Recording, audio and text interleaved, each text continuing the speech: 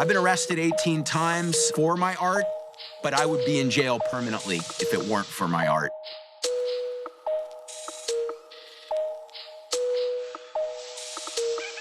The Associated Press has countersued an artist whose poster of President Barack Obama became one of the most widely distributed images of the 2008 presidential campaign.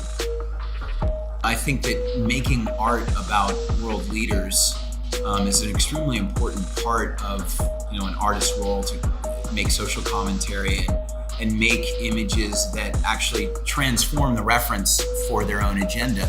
And the idea that all the artists who maybe made work opposing Bush or supporting Obama would have to clear through a licensing process the images that they used as references, despite the fact that their final product would be transformative both aesthetically and in meaning, really to me would restrict freedom of expression and free speech in a way that I think is very harmful to creative dialogue.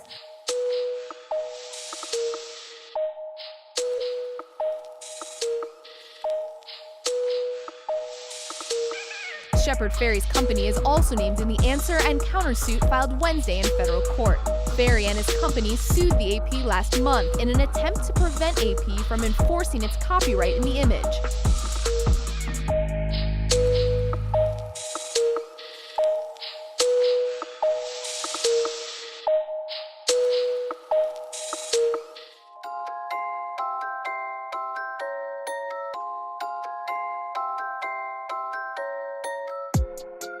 Once upon a time, all the way back in 2008, there was a pretty contentious presidential election between two guys named Barack Obama and John McCain.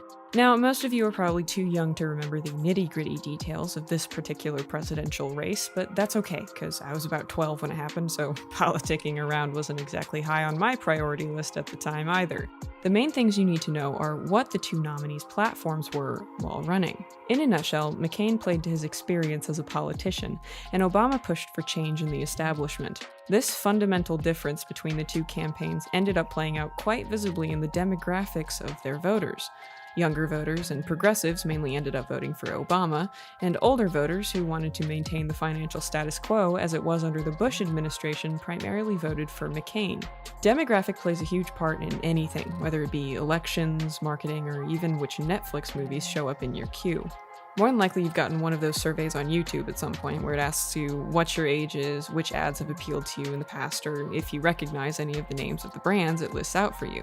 These surveys make your ads more relevant, yeah, but age and ideals play a large factor in the frequency of these random surveys.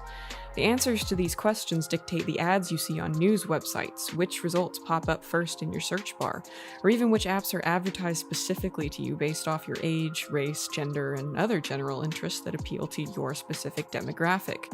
Everything presented to you on a screen is determined by your demographic.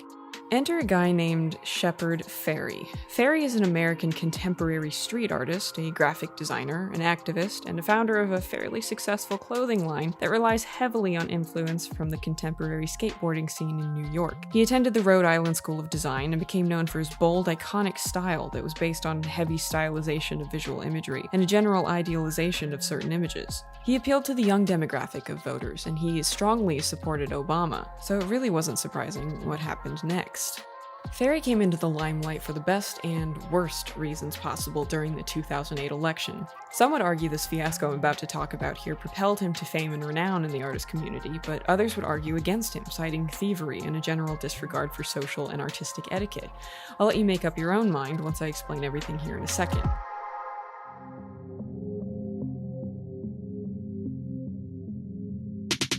The Obama Hope poster was a part of a series Fairey created that supported Barack Obama's 2008 bid for the presidential election. It's a highly stylized stencil portrait of Obama in bold splashes of red, ivory, and shades of blue with the word progress or hope or change printed in bold sans serif letters below it. The stenciled nature of this portrait made it easy to see from a distance, like on the side of a building, for a mural, or from a car window, even if it's stuck on a telephone pole as a loose poster. The colors were patriotic, but adjusted to go well together in a clean, modern color scheme, and the typography at the bottom was short and informative for the public eye, which, in a poster, is something you really, really want, especially since the attention span of most people is like 0.2 seconds, if that. Its composition and balance propelled this poster to instant fame. The New Yorker art critic Peter Shaldahl called the poster the most efficacious American political illustration since Uncle Sam Wants You. However, the Obama campaign wanted little to do with this poster at the time of its release and subsequent success among Obama's voter demographic. It was distributed with very hesitant approval from Obama's administration after a while. But after the election was long over, Fairey actually received a personal letter from the president, thanking him for creating the poster and helping his campaign in such a huge way. In 2009, the original stenciled poster was acquired by the Smithsonian Institution for its National Portrait Gallery. All good things must come to an end, however. In January 2009, after the poster was acquired by the Smithsonian, the photo Fairey based his poster off of was actually revealed to the public. As it turned out, the original photo was shot by former Associated Press freelance photographer Manny Garcia, taken at a 2006 media event with Kansas Senator Sam Brownback. Predictably, the Associated Press threw a legal fit about it. Once they knew they held the copyright for the photo, they were suddenly very aware of all the money they could have made from the sale of Fairey's poster during the election. Fairey paid no fees or licensing for the original image before he made the poster, so the people over at the Associated Press insisted that he was in violation of their copyright.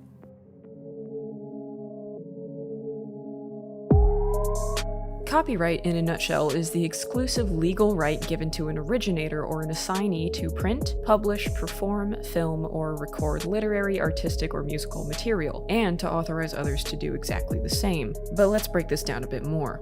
If you snap a photo of your cat, copyright law kicks in the second your finger touches that shutter button. From the moment you have that photo saved to your library, you legally own the copyright to it.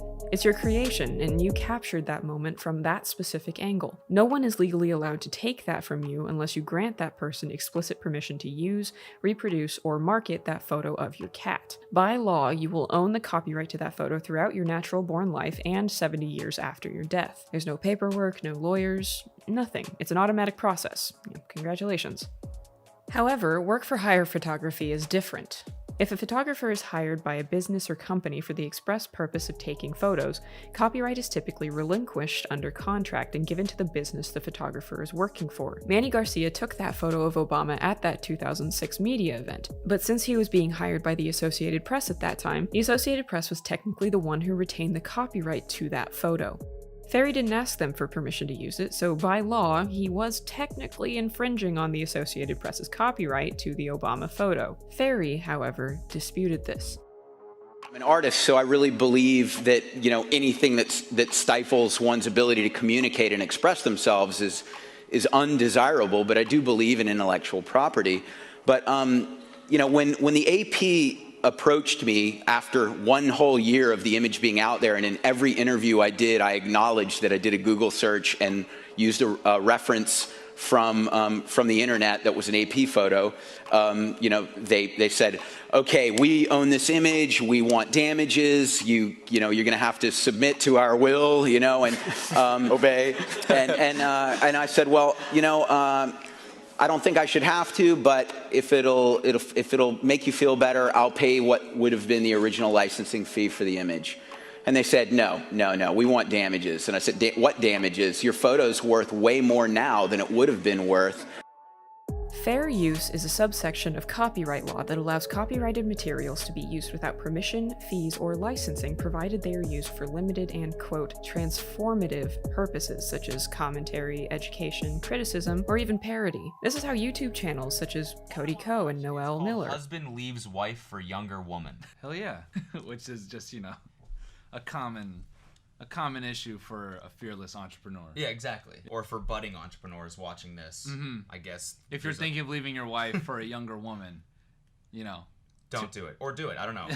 We'll see what happens. Yeah, let's see what my man has to say. Or Drew Gooden and Danny Gonzalez can get away with reviewing things like bad Hallmark movies or other copyrighted materials without getting a strike from YouTube. Vegas? Of course. Dallas, Texas, and Tokyo, Japan. In case you didn't know where Tokyo was, it's in Yeah, Japan. I didn't know where Dallas was. Usually shop at Bristol Farms, Gelson's, or Whole Foods Market. Wow, you know he's a multi-millionaire When he when shops shops at at Whole Foods. Billions of dollars in legal fees have been spent by companies and individuals trying to dictate specifically what, quote, transformative means in the court of law. If you quote a song in a video meant for comedy purposes, is that transformative enough? If you write fan fiction for Star Wars, is that copyright infringement? How do lo-fi remixes of famous songs or slowed in reverb songs get the green light through YouTube's algorithm? How could someone like Rit Momney recreate Put Your Records On by Corinne Ray Bailey and actually profit off of it? It all comes down to fair use in that term, transformation. In Put Your Records On, Rit Momney takes an otherwise bubbly and happy song and makes it a melancholy, contemplative song that merely uses the melody and the lyrics of the original to create a whole new meaning. 3 little birds sat on my window. 3 little birds sat on my window. By warping the original song and changing its intent, it qualifies as fair use. Ipso facto, not necessarily a clear breach of copyright. Another example of fair use would be the fact that I just included bits from both songs in this video, a video which is meant to educate, critique, and inform an audience of something completely different. I'm not putting the entirety of both songs in this video, and no one would tune into this video just to hear those songs. So I'm not damaging Rit Momney's music market, but rather using his music to inform an audience about something.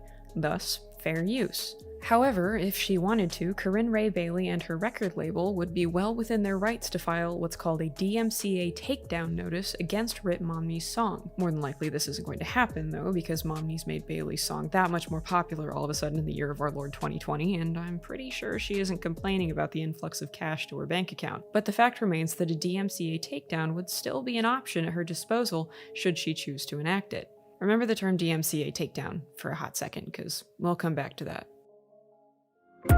Now, going back to the 2008 election, Fairey argued his poster was protected under fair use because he transformed the original photo and twisted its purpose to serve a greater, broader cause than what the Associated Press originally intended. He also claimed he had no knowledge of the source of the original photograph when he found it. So that was a lie.